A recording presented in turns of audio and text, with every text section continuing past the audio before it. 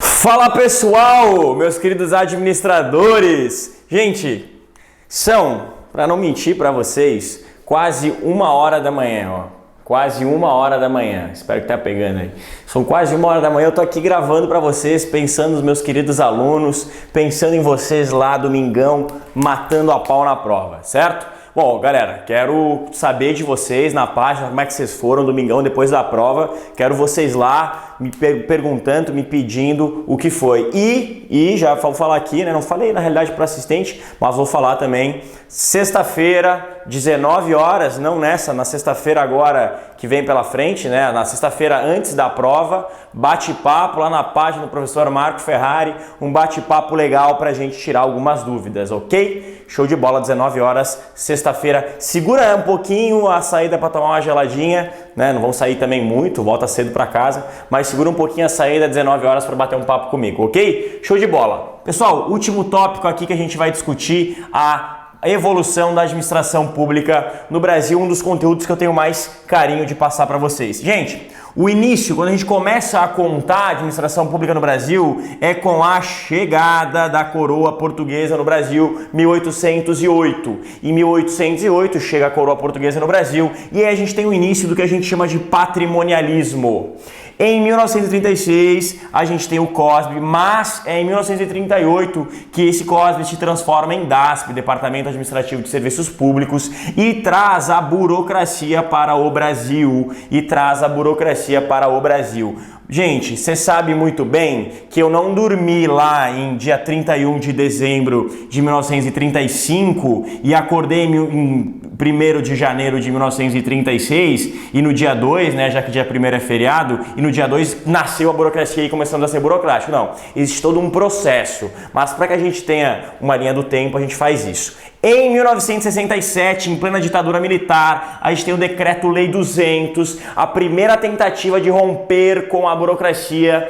Ela fracassa parcialmente. Ela fracassa porque ela não traz um novo modelo, mas ela já vai ressuscitando essa ideia de que há uma possibilidade. E aí, em 1995, acontece a reforma do plano diretor do reaparelhamento do Estado, trazendo pra gente o gerencialismo que vivemos até hoje, num novo gerencialismo, ok? E aqui, em 1995, depois da Constituição, a gente tem um novo movimento da gestão pública, ok? Reforma bresseriana, reforma de Bresser-Pereira, ele que é o vetor, né? Ele que é o vetor dessa mudança na gestão pública. Até hoje, ele é um dos maiores estudiosos da gestão pública, ok, meus queridos? Bom, vamos estudar os 3 modelos e as principais características, é isso que importa para a nossa prova. Gente, patrimonialismo, o primeiro modelo. Patrimonialismo, pessoal, não foi um modelo que foi pensado e aplicado. Ele simplesmente aconteceu e depois a gente estudou ele. No patrimonialismo, a gente tem 3 características fundamentais. Nepotismo, algo proibido por lei hoje, que é a nomeação. Aqui, claro, não entenda como nomeação a palavra, mas faziam parte da administração pública os parentes dos indivíduos que eram quem comandavam a coroa portuguesa. Não só a coroa, mas, por exemplo, os coronéis. Tanto na época da República Café com Leite, a gente já tinha essa percepção de nepotismo. Faziam parte da administração pública naquela época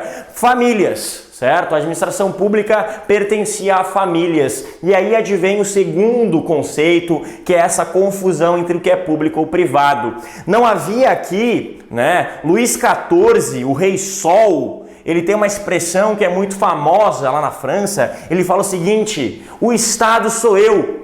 O Estado sou eu. E era justamente essa percepção no Brasil. O Estado era o próprio rei. O Estado era a própria coroa, certo? Não havia aqui uma distinção entre o que era patrimônio do rei e o que era patrimônio do Estado, certo? Tudo era confundido num saco só. Hoje a gente claramente tem a distinção do que é patrimônio do rei e do que é patrimônio do rei, aqui no caso do presidente, e do que é patrimônio do Estado, o que vem dos impostos e o que vem dos proventos e salário desse presidente, no caso. Naquela época não havia, e a isso hoje a gente chama de corrupção, mas naquela época não havia essa percepção. E o clientelismo, que é esse balcão de negócios na administração pública, principalmente com os amigos do rei, certo? Então, aqui haviam famílias que comandavam o Estado ao seu bel prazer. Como a corrupção era muito forte, nasce a burocracia e o foco no controle, dos processos, certo?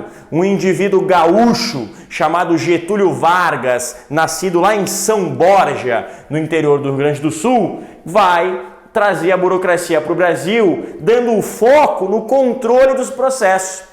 O Departamento Administrativo de Serviços Públicos tinha como principal função elaborar, auxiliar na elaboração e auxiliar na execução do orçamento. Por quê? Onde é que está o roubo? Está no orçamento. Então, eu vou colocar todos os olhares e todos os processos de controle lá no orçamento, lá junto ao orçamento, certo? E aí se tem essa percepção de foco no controle dos processos. Se aqui eu tenho nepotismo, confusão entre público e privado, eu tenho a impessoalidade também como característica da burocracia. Se aqui eu não tenho percepção de técnica, de processo, de política pública, aqui eu tenho a racionalização. Assim sendo, a burocracia vem para negar o patrimonialismo. A burocracia vem para negar o patrimonialismo. Ela vem justamente para eliminar as práticas patrimonialistas. Consegue, pessoal? Consegue? Você acha que consegue? Não. Não consegue porque até hoje, em 2016, a gente ainda vê práticas patrimonialistas. Porém, a gente conseguiu inibir, sim, aí ocorreu a diminuição. O que acontece? Acontece o que o próprio Max Weber previa, lá no estudo da sociologia da burocracia. Essa burocracia, ela cresce e acontece o que a gente chama de insulamento burocrático. A burocracia passa a trabalhar para se sustentar e não para sustentar a eficiência do Estado. Assim sendo, lá em 1967, a gente percebe dentro, de uma ditadura militar uma descentralização. Cuidado, essa descentralização ela é administrativa. Apesar do conceito de descentralização estar ligado ao poder, a gente pode chamar de descentralização aqui, ela é administrativa, não relacionada ao poder. Existe ainda uma centralização de poder na mão de quem? Dos militares. Porém, existe uma descentralização administrativa e os primeiros passos ao nascimento de uma administração pública indireta mais eficiente, ok? Há uma administração pública indireta mais eficiente. Isso acontece com o Decreto-Lei 200, onde a gente traz pela primeira vez o conceito de planejamento à administração pública, ok? A gente vai planejar, a gente vai buscar encontrar resultados e a gente começa a desenhar uma estrutura administrativa mais robusta, ok? Show de bola. A gente começa a pensar em resultado e não esquecer, mas se afastar um pouco do processo. Então a burocracia ela é uma coisa positiva, tá? Racionalizar um processo é algo positivo. Imagina num grupo enorme de pessoas, você não tem nenhuma espécie de burocracia. Agora, o problema é o excesso dela.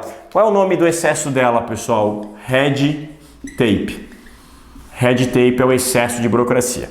Ok, meus queridos? Show! Depois, lá em 1995, aí sim, a gente tem uma reforma que rompe com a burocracia. Importante, a gente ainda percebe características da burocracia no gerencialismo? Claro. Então, percebe que a burocracia vem negando o patrimonialismo, enquanto o gerencialismo não nega a burocracia. Ele simplesmente tenta cortar esse red tape e trazer o aspecto positivo. Ele tenta evoluir a burocracia, ok? Fala pessoal, depois de um breve problema técnico, lembre-se onde eu estava, tinha finalizado a burocracia, tinha feito as reflexões relacionadas ao patrimonialismo e à burocracia, e aí a gente entra no gerencialismo, aqui o advento da tecnologia, aqui onde a gente fala que a administração pública passa a trazer conceitos da administração privada, terceirização, começa a trabalhar com planejamento estratégico, com definição de prioridades, com planejamento a curto, médio e longo prazo,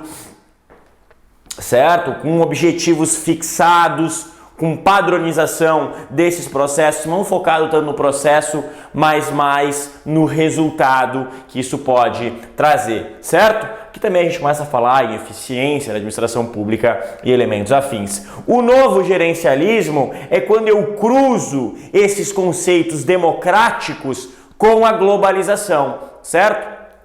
Quando a administração pública brasileira, ela realmente se reúne com as demais administrações públicas e passa a ter uma visão de globo, certo? Passa a agir como um todo. Justamente, a gente percebe no gerencialismo a grande influência das grandes organizações. As grandes instituições pedem da administração pública essa reforma, certo? Essa nova forma de ver o mundo, ok? Show! E aqui a gente tem 3 elementos do novo gerencialismo, que a gente chama de gerencialismo puro. No gerencialismo puro, pessoal, a gente tem a visão do nosso cidadão. O cidadão é enxergado, é visto como um usuário, um pagador de taxas, um taxpayer. Aqui eu busco ao máximo o baixo custo, não importa o que isso vá acarretar, a administração pública tem que ser barata. Esse gerencialismo puro, ele vai acontecer muito, não tanto na administração pública brasileira, mas vai acontecer muito nos países que implementaram o estado de bem-estar social e fracassaram.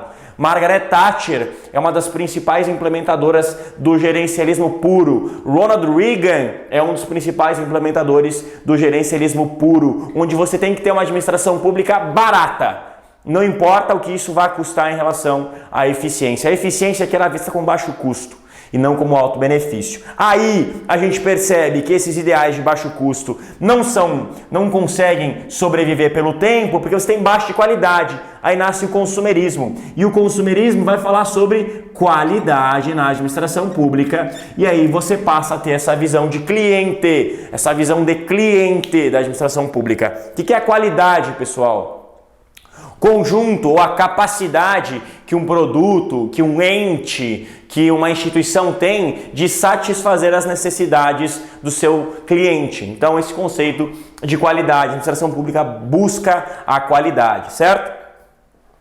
E, por último, mas não menos importante, o PSO, ou Public Service Orientation, que vai trazer para a gente o conceito de cidadão. Aqui, orçamento participativo, plano diretor participativo. Além disso, a gente tem accountability, transparência das contas públicas, todos esses conceitos bem atuais da administração pública a gente chama de Public Service Orientation. Aqui não é um cidadão usuário, aqui não é um cidadão cliente, aqui é um cidadão, certo? O conceito de cidadão para de ser adjetivado e passa a ser um conceito amplo de cidadão, os bens democráticos, os bens participativos, a globalização, a tecnologia, tudo isso atua em conjunto. Para quê? Ser cidadão não é somente uma via simples, não é só cobrar, é cobrar e receber, certo? É cobrar, receber e também ser cobrado. A participação na República, ela é fundamental. Por isso que a gente chama isso de cidadão, ok? Importante você perceber essa linha do tempo. Marco, na administração pública brasileira, como isso se deu, principalmente no gerencialismo? A gente não tem uma coisa que marque as etapas de transição, certo? A gente tem momentos onde o gerencialismo puro apareceu, principalmente nos primeiros momentos de Fernando Henrique Cardoso, quando eu falo de terceirização, certo? Mas o gerencialismo puro apareceu muito conectado com o consumerismo, certo? Essa diminuição de custo, ela veio também, trouxe um certo aumento de qualidade. E aí depois nasce esse Public Service Orientation, quando a gente percebe que existe sim uma república importante que deve ser mantida, certo? Então essa é a linha do tempo na administração pública brasileira. Atualmente vivemos aí o novo gerencialismo, ok? Show! Por último, não menos importante, aqui um tópico sobre ciclo de políticas públicas, a elaboração dessas políticas públicas, falar rapidamente sobre alguns tópicos para que a gente já faça uma revisão rápida aqui. Formulação de agenda, formulação de alternativas, implementação e avaliação. O que é formação de agenda, gente? Formação de agenda é colocar na mente dos tomadores de decisão, é colocar na agenda pública essa importância sobre determinada causa, sobre determinado problema social, ok? Formar agenda passa por diversas etapas. Um dos exemplos de formação de agenda é quando você começa, por exemplo, a discutir educação. Falta educação, a educação tem que ser melhorada, o modelo educacional é fracassado. Ficar discutindo, ficar retomando esse conceito, ficar cutucando o gestor público é uma técnica de formação de agenda. Principalmente não só para o gestor público, mas o gestor público também utiliza essa formação de agenda para sensibilizar a população para aquele problema público, certo? Show! Depois disso, você vai formular alternativas e tomar decisão em relação a qual política pública usar. Mudar a matriz curricular, mudar a forma de educação, mudar o modelo, diversos tipos. Você vai decidir e implementar, essa implementação se dará com o tempo e avaliar esse processo de implementação e você vai formar uma nova agenda e assim por diante. O que é uma agenda pública, pessoal? É um cronograma do que será abordado, de quais os tópicos deverão ser abordados pela administração pública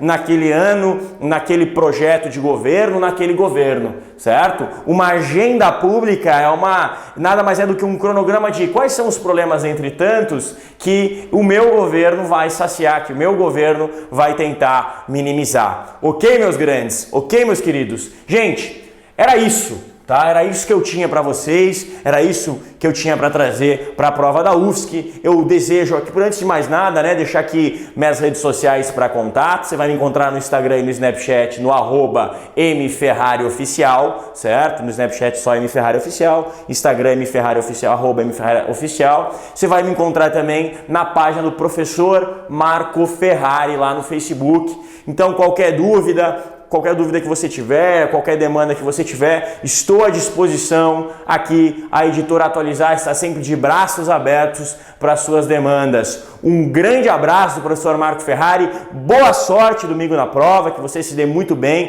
torço muito para que você tenha um sucesso na prova, espero ter lhe ajudado, espero ter feito a sua caminhada até lá um pouquinho mais fácil, certo, meus amigos? Sucesso a todos, um grande abraço, um grande beijo do professor Marco Ferrari e até mais. Valeu, tchau, tchau.